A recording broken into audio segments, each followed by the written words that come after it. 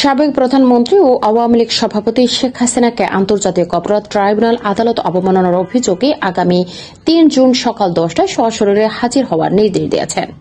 সোমবার যুগান্তর ও ইংরেজি পত্রিকা নিউজ এজ এ সংক্রান্ত বিজ্ঞপ্তি প্রকাশ করা হয়।